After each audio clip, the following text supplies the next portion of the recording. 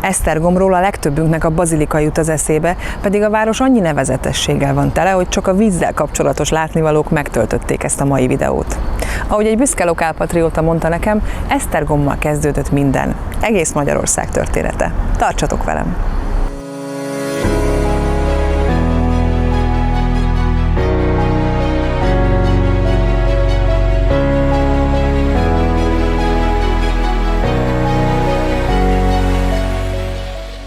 Életem első olyan múzeum, ahol azt érzem, mintha vízben lebegnék.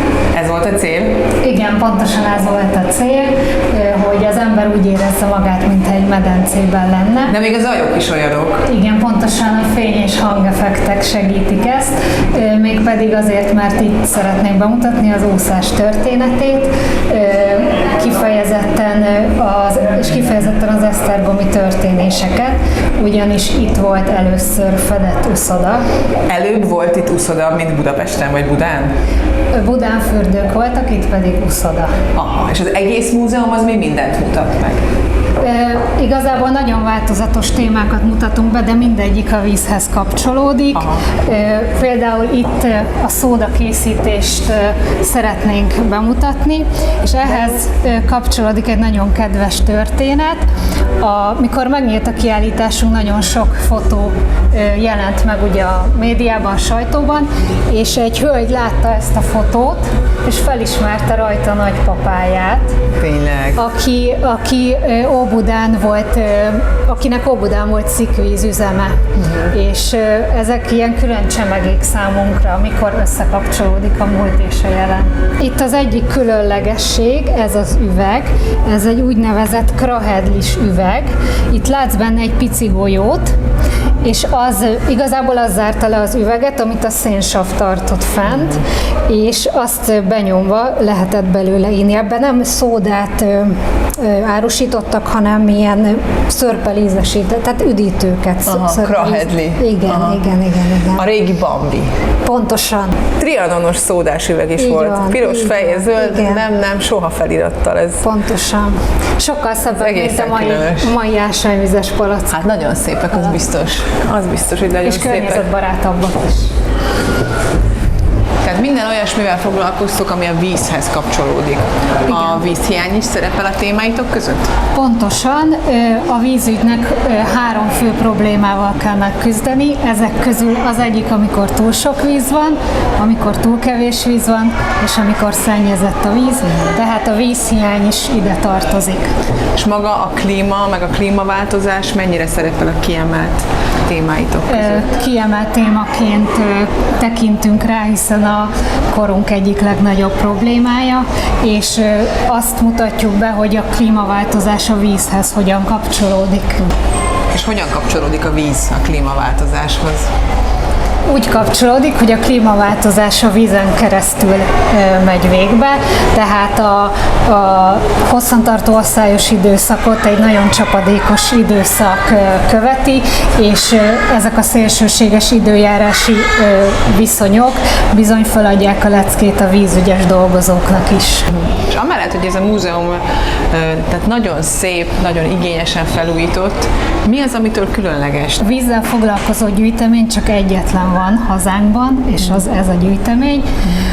A másik pedig az, hogy olyan interaktív és statikus, de statikusan interaktív elemek vannak benne, amik sokkal közelebb hozzák a gyerekeket és a felnőtteket is a vízügyhez. És mi az, ami a legkülönlegesebb az egész kiállításban? A legkülönlegesebb szerintem az úgynevezett pancsolónk, ahol a valóságosan megépített vizes vízügyi műtárgyakat mutatjuk meg kicsiben, a hajó átzsilipelést, a hullámtörőket, hogy a látogatók jobban megértsék ezeknek a működését.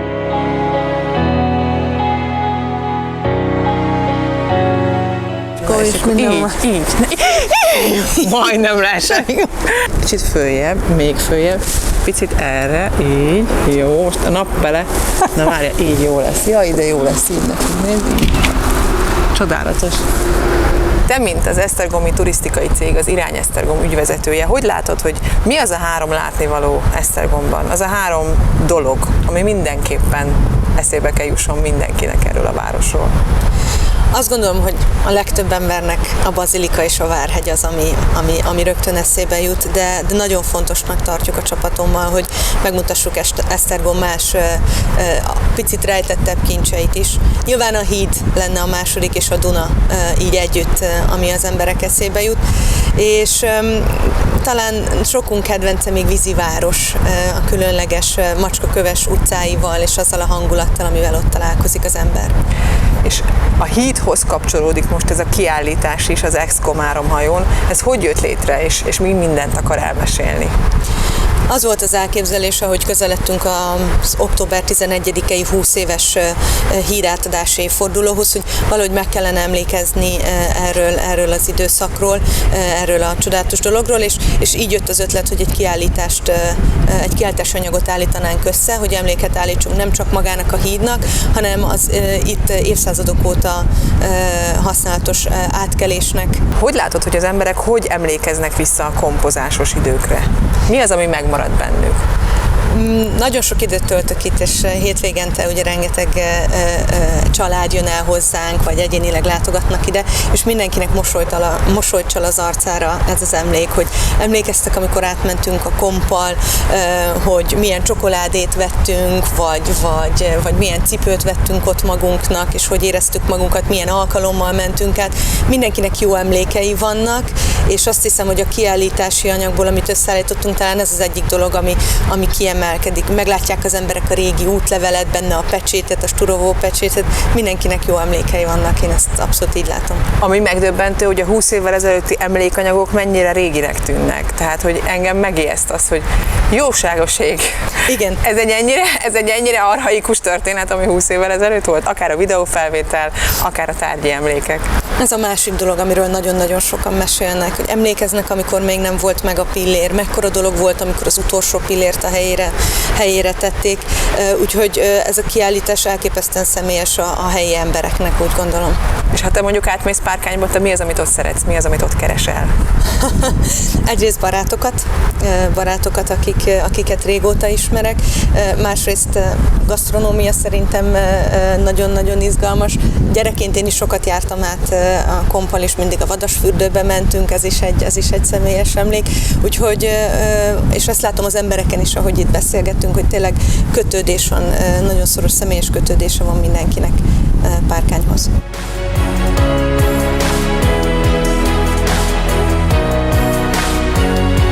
Pista bácsi egészen pontosan hány évig dolgozott a Párkány-Esztergom kompon? Hát a 28-29. 72-től folyamatosan szolgáltam már a komphajón.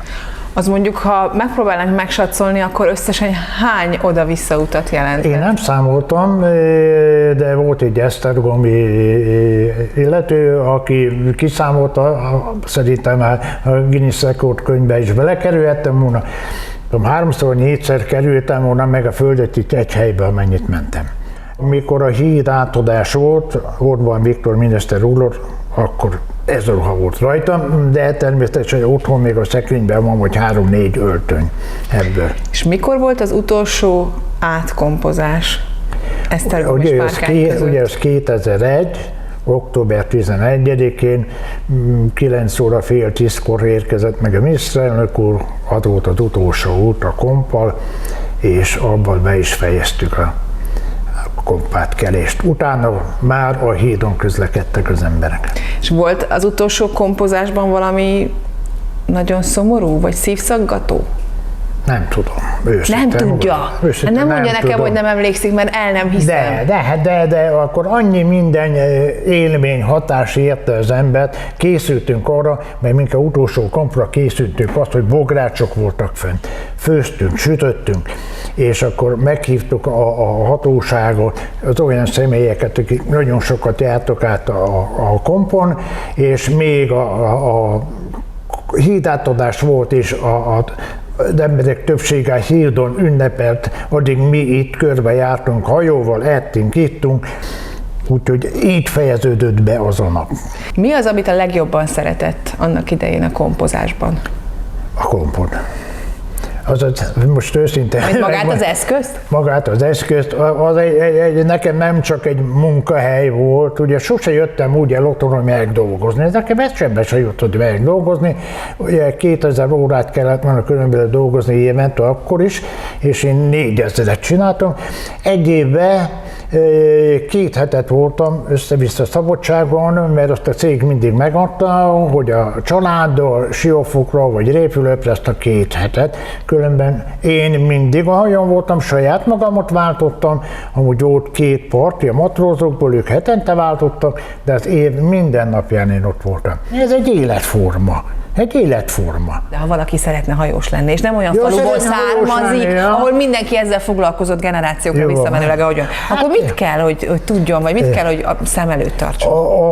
Azért az, hogy valaki igazán hajós, az úgy nem, hogy becsöppen utcára és bejelentkezik. Ezért kevés. Valami elhivatottságot azért kell érezni a hajózás iránt. Mert valaki csak oda megy, az 7, egy hónap vagy egy év múlva, az tovább áll. De az, hogy 40-50 évig valaki ott maradjon, ahhoz azért már érzékek is kellenek. Úgyhogy csak úgy, hogy... Olyan ez, mint a házasság, nem? Tehát 40-50 évhez már komoly érzések kellenek. Ahhoz már igen, és tartósak.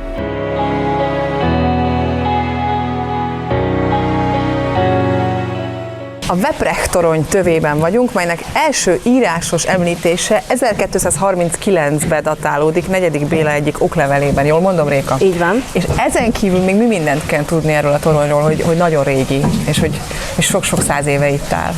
Hát a toronyról azt érdemes tudni, hogy az Esztergomnak az egyik legrégebbi épülete, amit név szerint ismerünk. Az, hogy miért Wepprecht, azt sajnos nem lehet tudni.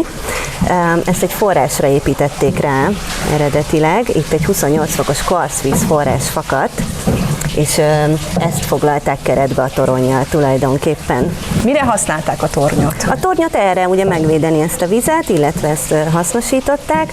1470-től kapott egy új funkciót az épület, amikor megépült benne ez a vízemelő szerkezet, aminek most a modelljét itt nálunk lehet látni. Ugye ez egy reneszánsz vízemelőgép volt, ez innen lentről ezt a meleg vizet, majd később a Duna vizét, föl a Várhegyre hivatott feljuttatni, az 50 méter magasság.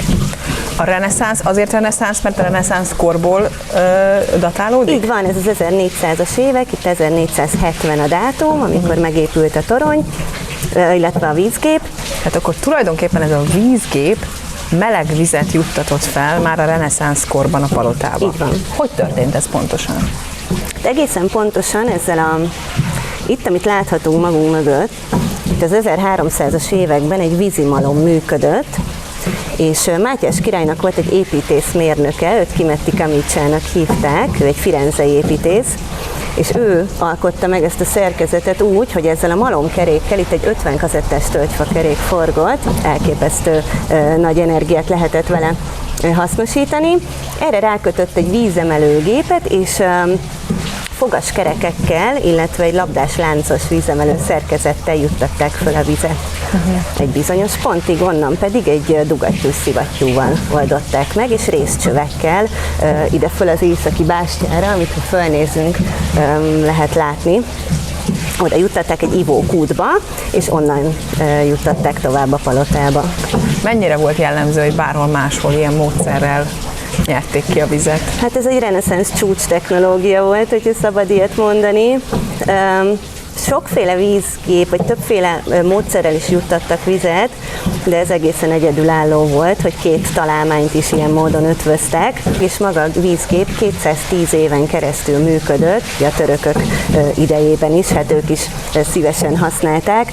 Zavartalanul működött egészen 1683-ig, akkor pusztították el sajnos, hát egy nagy csatában, a párkányi csatában teljesen megsemmisült, és most 2018-ban építették újra.